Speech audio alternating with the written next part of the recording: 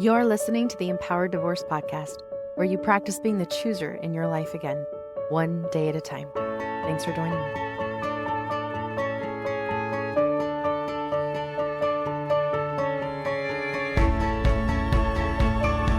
Hello, my amazing, beautiful listeners. How are you?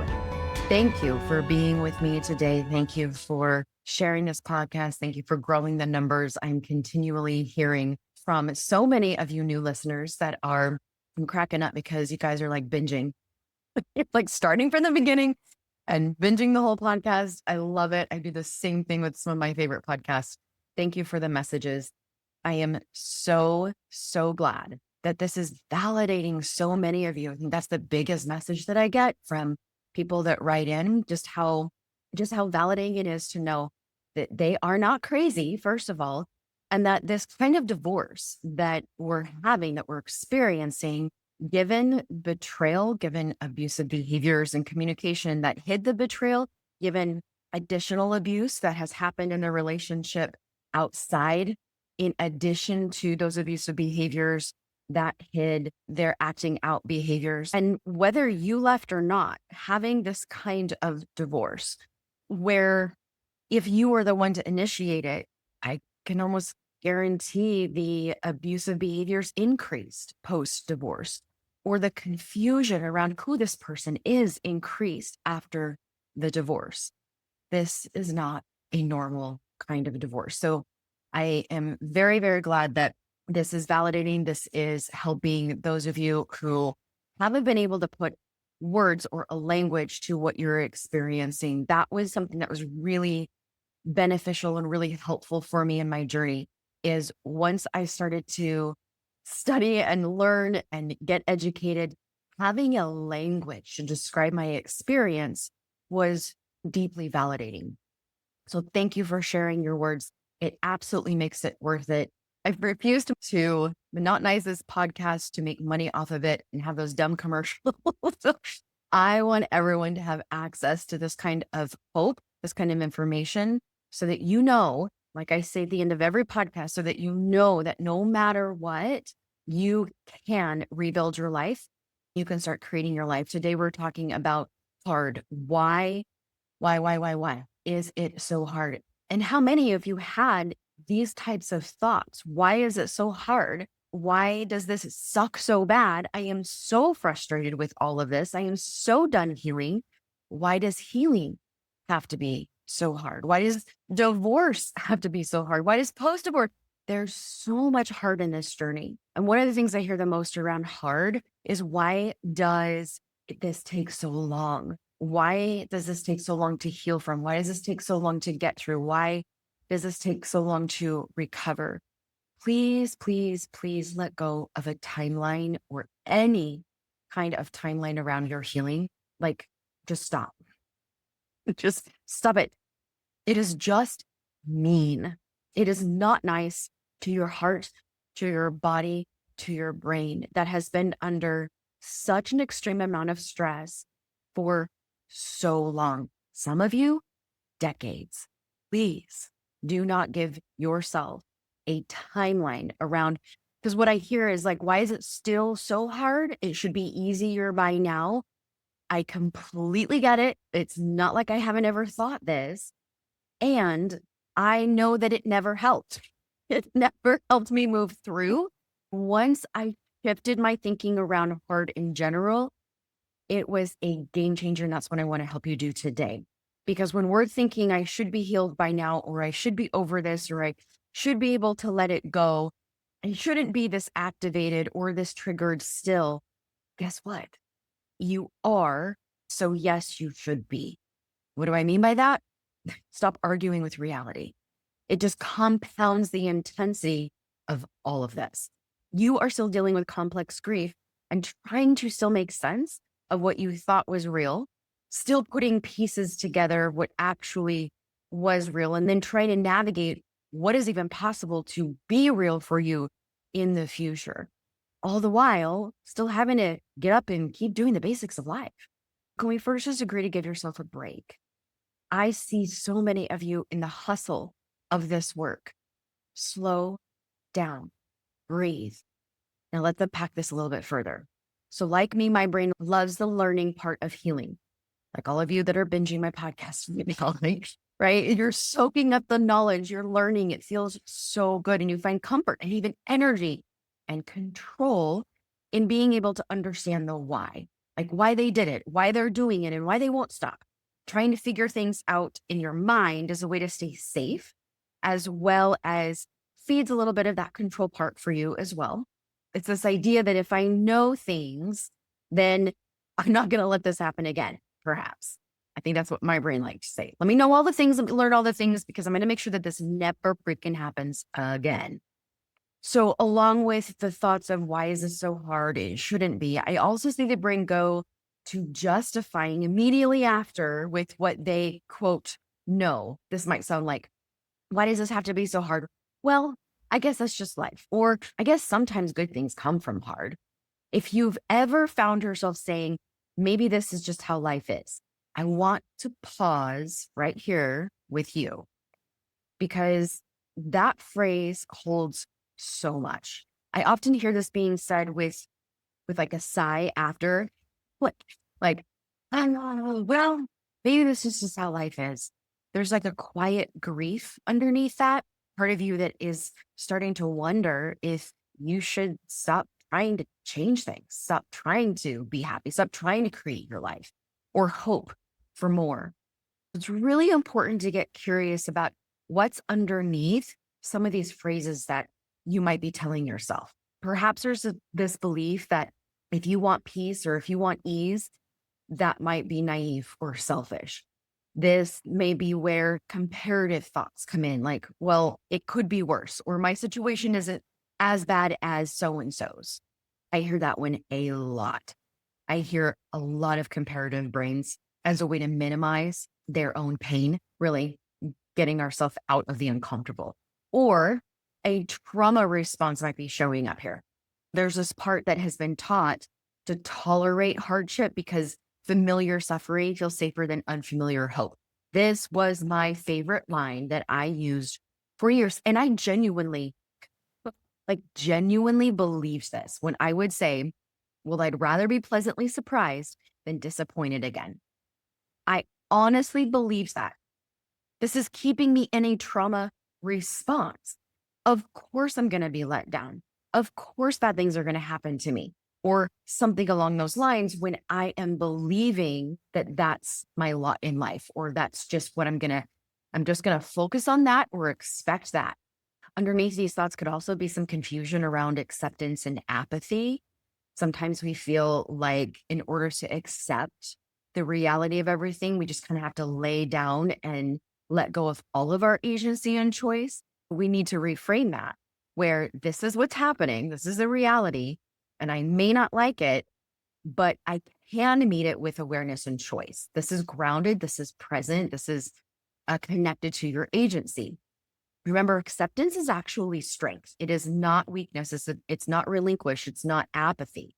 It allows us to actually stop fighting reality so that we can then begin responding and choosing differently. This is why my 3 pillars of healing are awareness, acceptance, and agency. Many times I see my clients wanting to go to the doing. How can I do this? How can I do different? How can I fix this? How can I make this go away? We're bypassing acceptance altogether. And so the perpetuation of hard is going to continue because we're bypassing this really, really important pillar of healing. Because apathy is, this is just how life is, so why bother trying? It's very flat. It's frozen. It's dissociated, honestly, numb. All of you know what numbing out looks like. This is apathy. And I just want to validate why we can get stuck here because of the abusive behaviors that happen when you've been betrayed. And then emotionally and psychologically abusive dynamics happen, like the gaslighting. You were gaslit into accepting intolerable behavior as normal or your fault. You were told to forgive and move on without any space to process.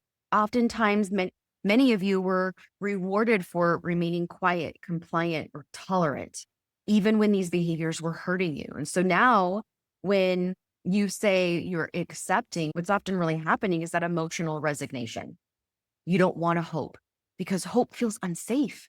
You don't want to push because pushing led to punishment. You don't want to feel because feeling too much made you break down. I know I'm kind of going off on this acceptance thing, but it's so big, y'all. It's so big. Just know that acceptance honors reality and holds power. Apathy avoids reality and drains your power. So, yes, life is full of contrast. It is the 50-50 in everything: joy, pain, light, dark, comfort, discomfort. That is part of being a human. Hard isn't your whole story. Just because hard is part of your life doesn't mean that you're supposed to live only in survival mode. And this is where so many of you get stuck. I want to offer another way to reframe hard so that you don't actually get stuck in the loop of it, because you can't outrun it, but you can stop looping in it. Hard things happen. Then the brain tries to make sense of all the hard. But if you believe that life is only hard for you, or that your hard is proof that you're doing something wrong, then it can create a loop of pain on top of more pain. The loop is going to sound like, why is it always me? What's wrong with me? Or, and I hear this a lot with you, with spiritualizers. Not that spirituality is bad, but those of you that like to spiritually bypass, you might be thinking, what lesson am I not learning fast enough? Or why is God mad at me or trying to punish me or teach me that it is still always so hard?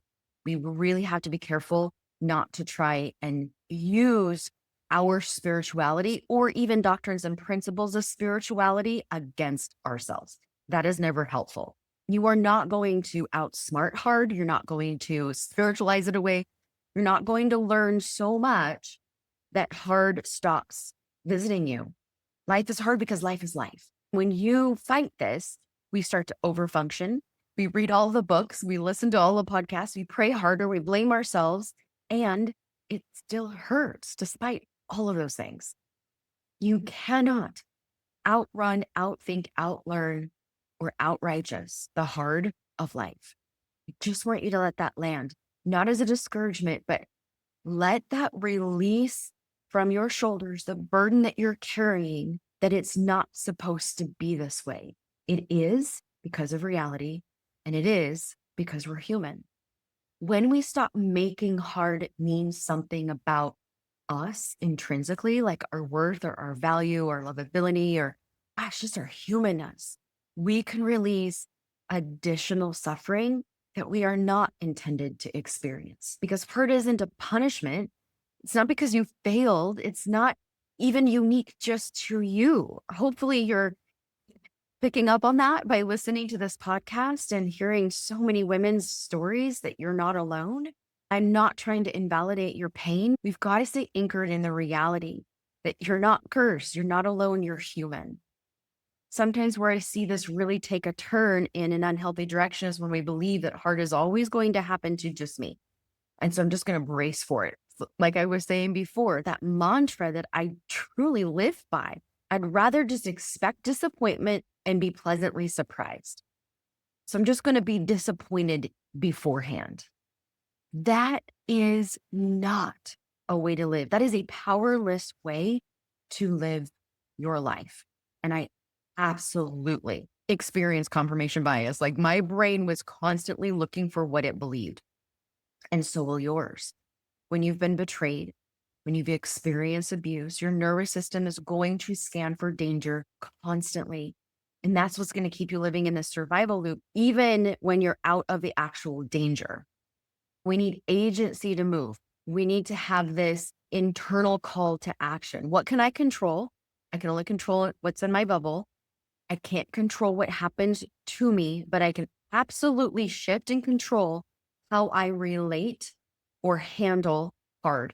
Maybe instead of this is happening to me, try reframing it like this is something that I'm walking through, but I am not powerless here. Instead of, I cannot handle one more hard thing. Gosh dang, if I had a penny for every time I heard this one and every time I thought this, right? I would walk into my parents' house and be like, I don't think I can handle one more hard thing. Like, there's no way that I can handle one more hard thing. I actually gave this analogy to my my mom one day and was like, I don't think I can handle one more hard thing, but I'm feeling like I'm hanging over the side of a cliff by my fingernails for so long. I'm realizing that my fingernails are just growing and they're just growing and growing and growing until before I know it, my feet are touching the floor.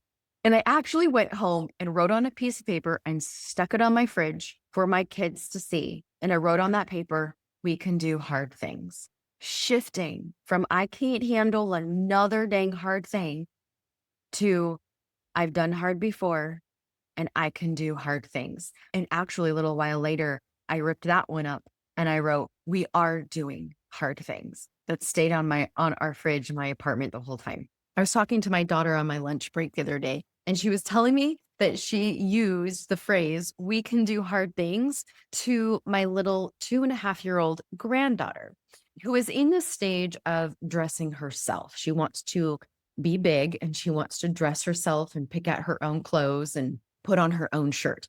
Well, in the attempt of putting on her own shirt, she got stuck in her own shirt. And as she is having an absolute meltdown, upset that she is stuck in her shirt and can't get her arm through the right hole in her shirt, my daughter McKenna said that she told Maddie, I know, Maddie, it is so hard, but we can do hard things. Then she said that Maddie kept saying over and over as she's trying to struggle through getting her shirt on, yeah, we can do hard things. I can do hard things. It was absolutely adorable to hear, but it also reinforced what I am trying to offer here is that we are here, higher self, spiritual beings, having a human experience in human bodies. And part of that means we are going to experience hard. We're going to experience the 50-50 of life, the 50% negative and the 50% positive. From the moment we are born, we experience hard. As I'm listening to McKenna describe how hard it was for this little 2.5-year-old to put on her shirt, it just put it in perspective too, that her hardest of hard in that moment was putting on a shirt, right? According to her and her little brain and her little world and her little body, her hardest of hard was putting on a t-shirt. And how, as we go through life and go through each stage, I mean, gosh, middle school, right? How the hardest of hards in middle school is walking through the lunch line, perhaps, or sitting alone, or realizing that you have the wrong shoes. Every phase of life, we're going to experience the absolute hardest of hearts. But if we can remind ourselves and shift our thinking into, I can do hard things. I am doing hard things. We can keep walking forward with more empowerment, more choice, more ability to create the life that we want, despite the hard. Right now, your hardest of hards is probably navigating the divorce papers, figuring out the financial part of it, trying to collect all of the finances and put that together. Maybe it's coming up with a parenting plan. Maybe the hardest of hard for you right now is imagining 50% time away from your kids. That feels probably absolutely impossible hard right now, where some of you are on the other side of that and are starting to make the most of the time that your children are with their father. Maybe the hardest of hard for you right now is getting in a shower. Maybe it's waking up in the morning because a part of you doesn't want to wake up, which leads me to something that I want to mention even briefly, because I can't talk about this topic and answer this question, this title of the episode. Why does it have to be so hard? Because I know that I experienced this going through my incredibly hard. And I know that many of you go through this as well in the middle of your incredibly hard. Sometimes, often, when life feels unbearably hard, when the weight of all of it just keeps piling on and piling on, it is not uncommon for a part of you to whisper that the only way out of this incredibly hard is to not be here. This part is not evil. It's overwhelmed. And it believes that it's protecting you. It's trying to escape the unbearable. And if you've had those thoughts, I just want you to know that you're not broken. You're not alone. I know you feel it. I promise you who you are intrinsically. Your soul is not broken. This is your central nervous system crying out for relief. And there are ways to find it. Start with the breath. Please reach out to someone safe and do not stay isolated in this place. If those thoughts have moved into planning or intent, then please don't try to navigate this alone. Please text or call 988, or if you're in the US, please reach out to someone safe and trained. There is nothing weak about asking for help when things are so unbearably hard that it brings out this part of you. This isn't you, it is a part of you. In internal family systems modality, we call it a firefighter part. There is actually deep strength in saying, I don't want to do this alone. You don't have to. Hard is real, and your hard is real. Please do not compare to anybody else's hard. The hard things that we experience in life as a human does not get to define who we are or what's possible. You don't have to fight it. You don't have to perform your way out of it. You don't have to pretend that it doesn't impact you. But you also don't have to stay stuck in it. You can learn to meet hard with awareness instead of assumption, with compassion instead of collapse, and with agency instead of avoidance. A few things to consider practicing this week. Ask yourself the following questions. What are you making hard mean about you? Is there a belief underneath here? Like, I'm not strong enough, or let's see, this is proof that I'm not healed yet. Can you challenge that with hard things don't mean I'm failing? They mean I'm living. Ask yourself, am I confusing tolerance with resilience? Because tolerating suffering isn't the same thing as being strong. True resilience includes rest. It includes boundaries.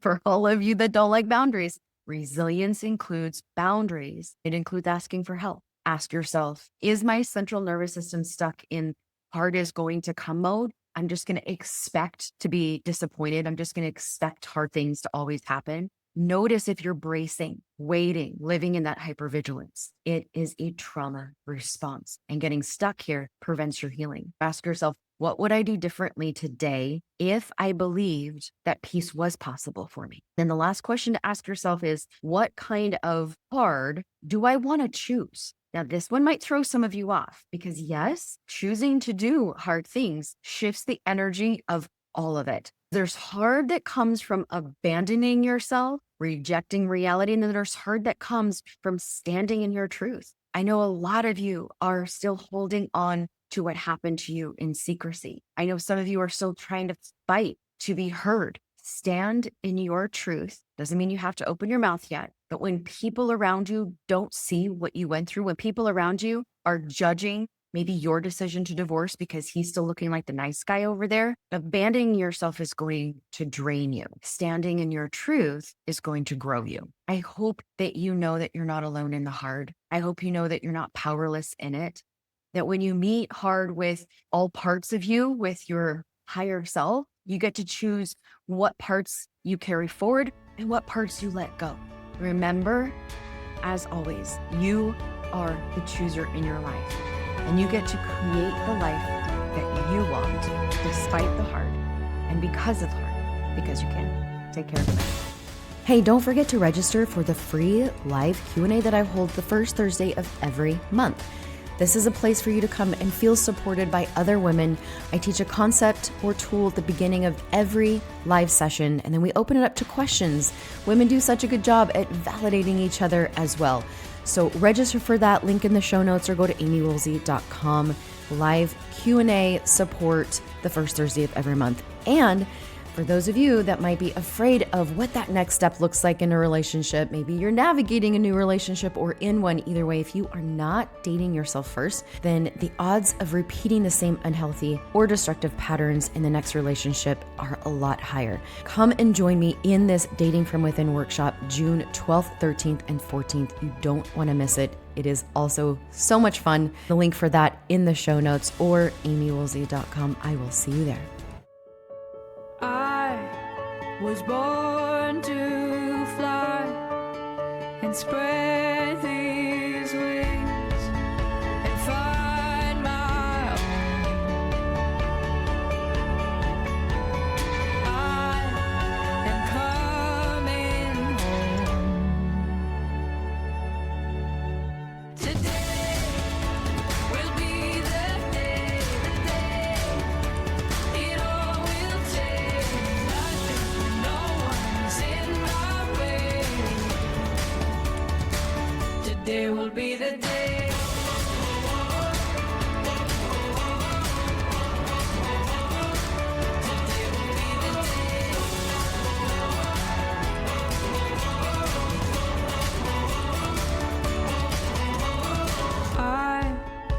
was made to dream that anything can be my own.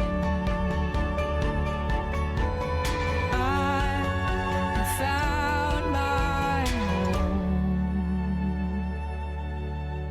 Today will be the day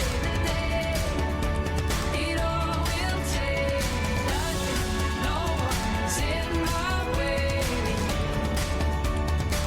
Today will be the day.